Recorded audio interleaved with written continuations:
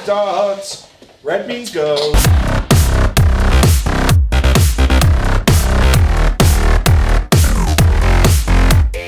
So we did the location recce for OK Kill, which is the short film, which will be my segment for the Emotions of Horror feature film. So got back, started doing the shot list, and then decided, you know what, I want to put off doing the shot list because I like to procrastinate. So I thought, I need to research. So Jim lent me his Friday the 13th box set. I watched a shitload of Friday the 13th films.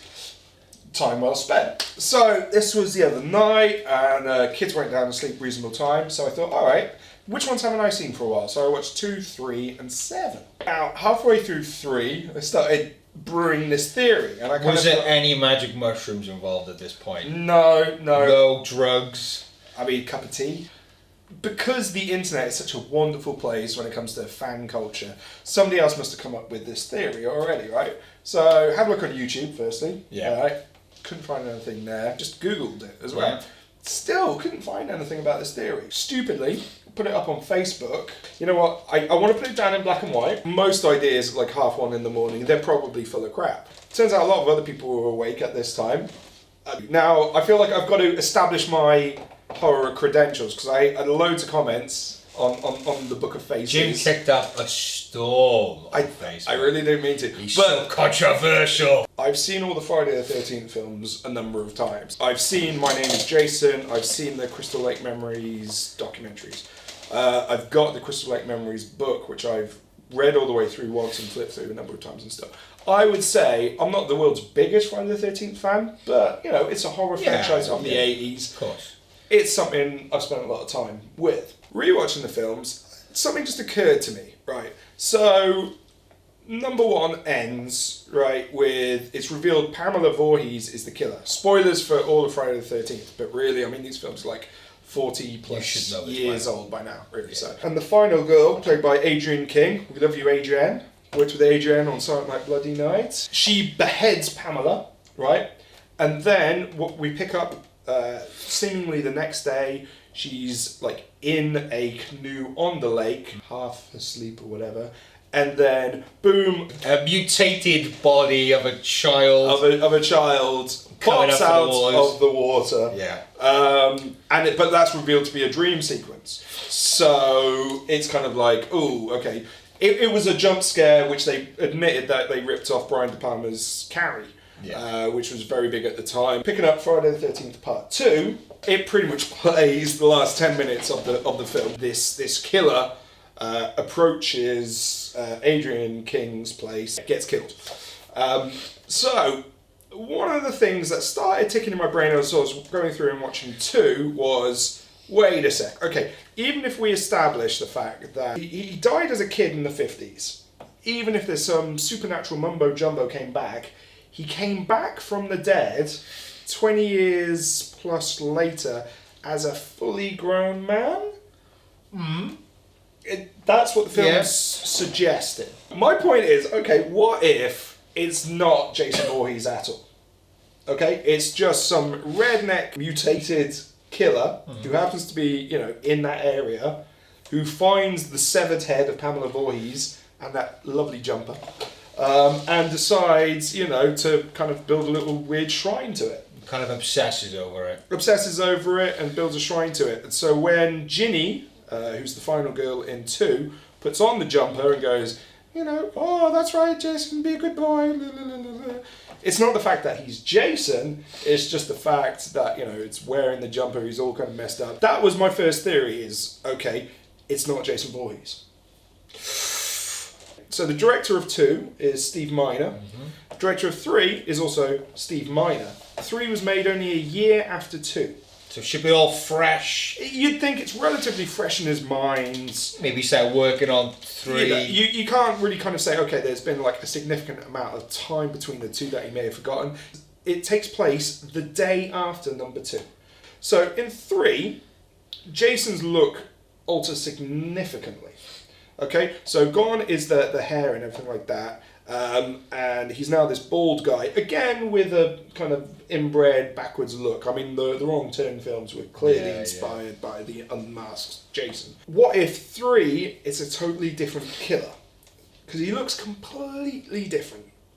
How did he die in number 2 again? Refresh your memory. They go back to this cabin in the woods. That's right. She pretends to be the mother. She pretends to be the mum. Does the boyfriend come back? The boyfriend comes back. Yeah. They kill him in the cabin with a machete. The machete goes like a big wound in the shoulder and everything falls down. They run out. They get back to their cabins at the councillor training grounds. There's what is suggested then to be another dream sequence where he jumps through the window, grabs her, and then she wakes up and then pulls her out, and then she wakes up and she's like, ah! And she is kind of strapped into a trolley kind of thing, stuck in the back of an ambulance going, where's my boyfriend, where's my boyfriend? So again, it suggested that very end bit, where they get back to the camp place, is all in her mind. Killer looks completely different. So no hair. The hair is disappeared within 24 hours. Costume has changed within 24 hours. The significant shoulder wound from the machete is never referenced. There's one shot at the very beginning, which I still think is the killer from 2, where he kind of crawls away. Okay. But then the person who actually does the killing in 3 doesn't act as if he's had a significant wound to himself. So that's just not mentioned at all. Just like he's brand new. So he's shiny. Okay, so a lot of people are saying, oh, okay, well, maybe it was trauma and, the hair fell out and he changed his clothes. Okay, yeah, sure, Jason can change his clothes. Yeah, okay, that's fair enough.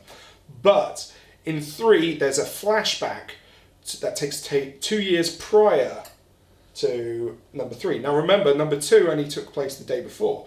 But in the flashback, the girl who's the final girl in number 3, right, she has this flashback, this memory of Jason dressed as he is in 3 and bald-headed and looking exactly the same. Yeah. Has a flashback to Jason trying to attack her and trying to kill her 2 years ago. Yeah. So, he loses his hair. So he's bald to start with. 2 years ago, he's bald. Then 2 years later, he has hair. Then the day after, he loses his hair again. So considering the time sequence you're going by, you're saying that her flashback was of that Jason, but the one that was killed in number 2 is a totally different Jason. Yeah. So that was like 2 serial killers. I'm saying there are 2 separate... So the killers in 2 and the killer in 3 are 2 separate killers. Right. Also, this really annoys people, none of them are Jason Voorhees. Because Jason Voorhees is still dead, right? This is what I'm saying. Yeah. He's dead.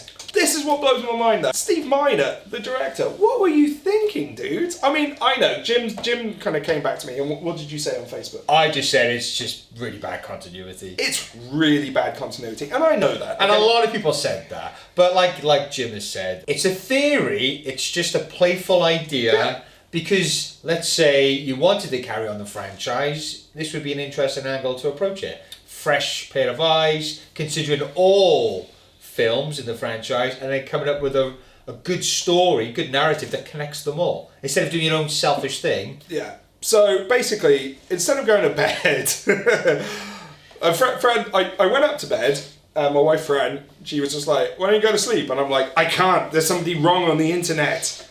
So I argued till about 2 in the morning, and then I actually followed my wife's advice and went to sleep.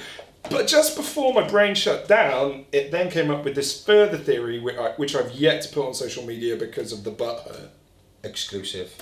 The big meta theory behind the whole Friday the 13th franchise. Yeah.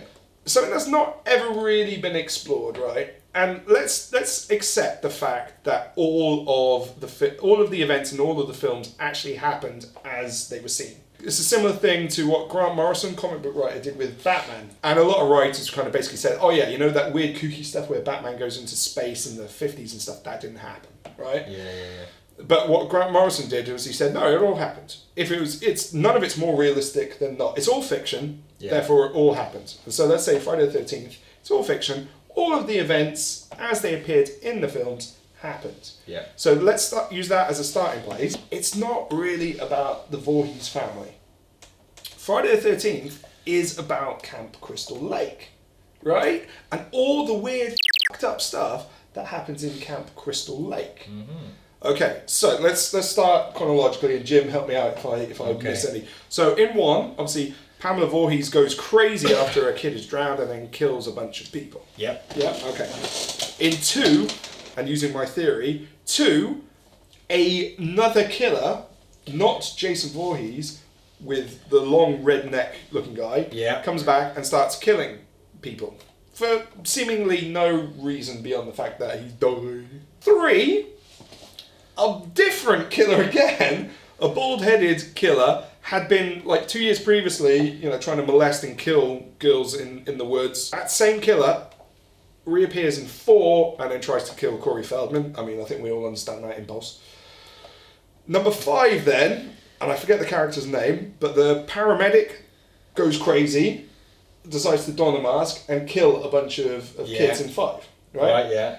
Now 6, Tommy from number 4 has all grown up. Yeah. Right? He decides to dig up the dead body of whatever 3 is. It is Tommy in number 5, isn't it? It is Tommy in 5 as well. Yeah. And he, actually, good point. Thank you, Jim. Yeah. At the end of 5, he puts on the mask and goes a bit crazy. In 6, Tommy digs up the dead body of the killer in 3 for jams, what is it, like a shovel into his heart or something? There's like a metal pole, isn't it? Yeah. Or something? Yeah. Okay, and then lightning strikes.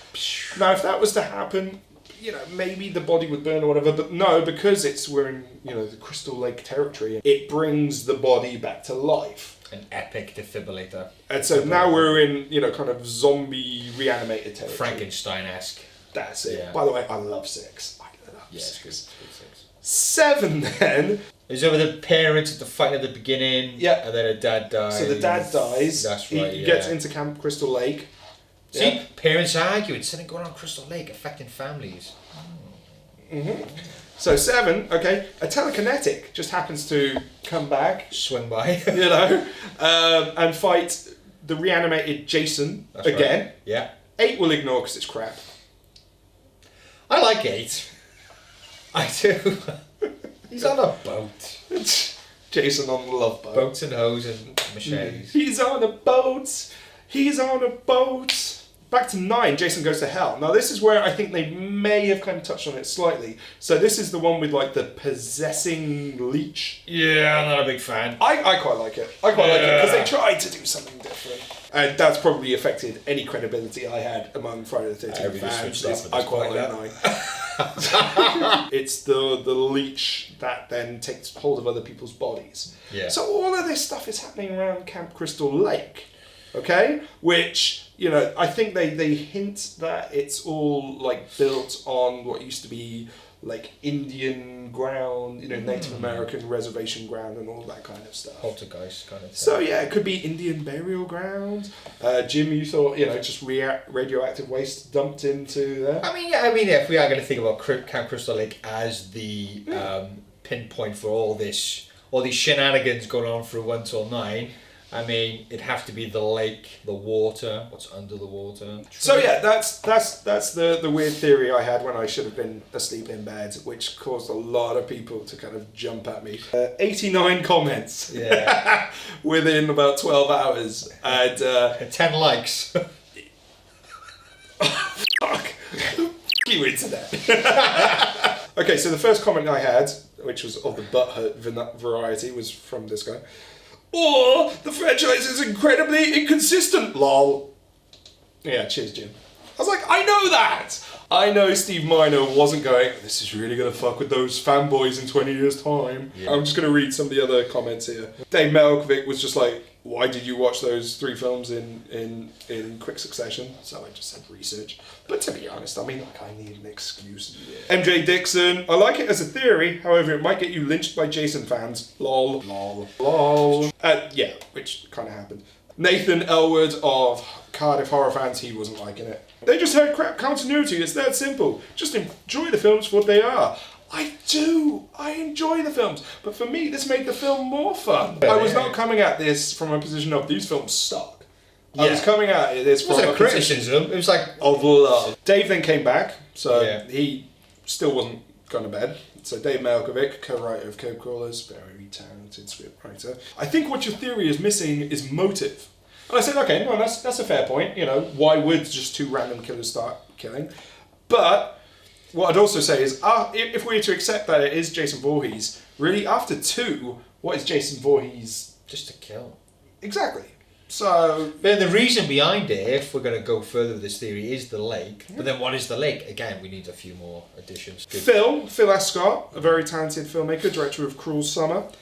Ha! Maybe the Jason Goes to Hell fable is not so out there after all, and these were just a couple of hard-working farmhands who came into contact with, I think that's supposed to be Voorhees' evil heart. So yeah, again, that's Phil kind of building on that and developing the theory further. Yeah. Ryan McCoy, producer of Evidence, a really good found footage film which you guys should check out. Kind of put, you've got way too much time on your hands. True, unless you sacrifice sleep. In which case, you've got loads of extra time on your hands. That bit where everybody's just lying down for like, I don't know, what is it supposed to be, 8 hours?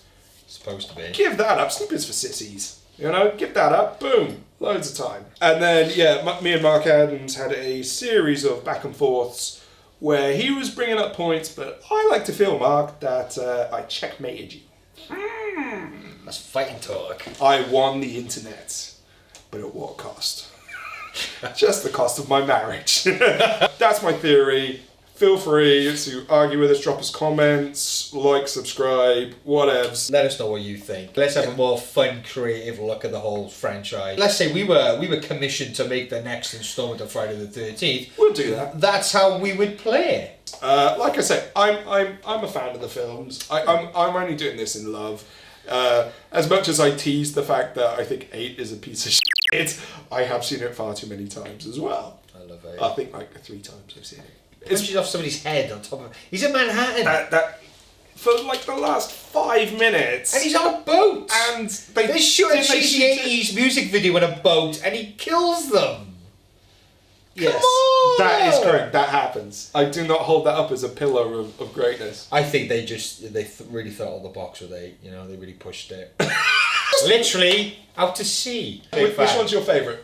I think it's number 3 though. 3 is good. I love 6 though. It's the first one I saw. I think it was like on late night ITV back in the day. My mum let me like tape it, watched it the next morning. It's got that James Bond intro. And it's just so... It's so OTT. Yeah. It's probably almost like, with the exception of 9, Jason Goes to Hell, the least Friday the 13th one. Like with the almost Hammer horror opening where he gets revived by lightning and stuff like that. But I love it. Oh, it's pretty, I love them all. Even 8, I do love. I just think it's, you know, I'd sue them for like, you know, false advertising. Cheers, guys!